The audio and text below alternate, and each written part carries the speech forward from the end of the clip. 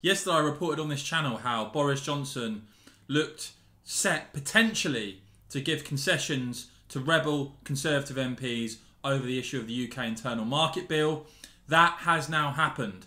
We're going to dive into what has gone on and why. And as ever guys, if you'd start off please by giving this video a big thumbs up, click subscribe and the bell. That really helps me out. And of course if you want to support my work, click the Patreon link after this video. Let's dive into this. So yes, as I said yesterday, Boris Johnson met with rebel Conservative MPs. That was a report. I noticed some of you cheeky monkeys accused me of talking about rumour and gossip. No, these were confirmed reports that Boris had met with the Tory rebels. And now, yesterday, we see that a joint statement actually came out. And of course, just to give the background on this, on the UK Internal Market Bill, we saw 30 Conservative MPs abstain, 2 Conservative MPs vote against it, and a statement yesterday from the government as well as Conservative MPs Damien Green and one of the rebels, Sir Bob Neill. And this is the joint statement put out with the government. Following constructive talks over the past few days, the government has agreed to table an amendment for committee stage. This amendment will require the House of Commons to vote for a motion before a minister can use the notwithstanding powers contained in the UK Internal Market Bill. The Internal Market Bill was designed to give MPs a vote on the use of these powers via statutory instrument. But following talks, it is agreed that parliamentary procedure suggested by some colleagues provides a clearer, more explicit democratic mandate for the use of these powers and also provides more legal certainty. The statement goes on to say, the government will table another amendment which sets clear limits on the scope and timeliness of judicial review into the exercise of these powers. This will provide people and businesses with the certainty they need. And it concludes, we welcome the way the parliamentary party has come together on these issues.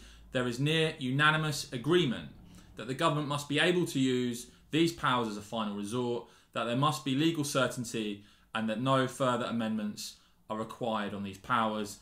The compromise gives the Commons, but essentially a veto, an explicit vote on aspects of the UK Internal Market Bill. Now, Damien Green saying after, one of the MPs who quoted that statement, saying, thanks to all who worked for this, next step is a trade deal.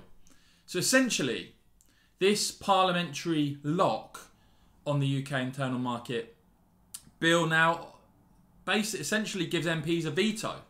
Now, I was very against this, and I am very against it, because it is easy to say, well, Boris Johnson's got an 80-seat majority, this shouldn't ever be a problem, etc., etc. But rebel MPs kicking off and the government backing down, number one, it could set a precedent for the same on other issues. And secondly, after seeing, we have short memory sometimes, don't we? After seeing the carnage in the last parliament of what went on, some of the disgraceful behaviour and votes that went on there. Yes, I'm not saying, by the way, that it's likely that MPs will veto government action moving forward. All I'm saying now is that it is possible. And the fact that it is possible, I hope, doesn't lead to the government regretting this compromise so early on. Another aspect to this is, will rebel MPs who have a problem with the UK Internal Market Bill in terms of overriding the withdrawal agreement, the EU withdrawal agreement, will this placate all of them anyway?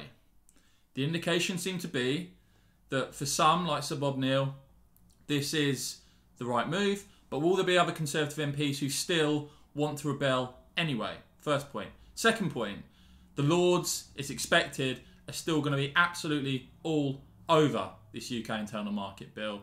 Of course, the House of Lords, as we know, packed full of Remainers, packed full of hardline pro-EU peers, and they are going to clearly try and get involved here.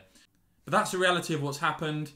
As I say, it's not necessarily going to lead to an MP's veto, but it now sets down that precedent that if the government do try and act the notwithstanding powers in the UK Internal Market Bill, you could see a rebellion from MPs who now essentially have a veto. How will the EU view that? Will this come back to be something the British government regrets?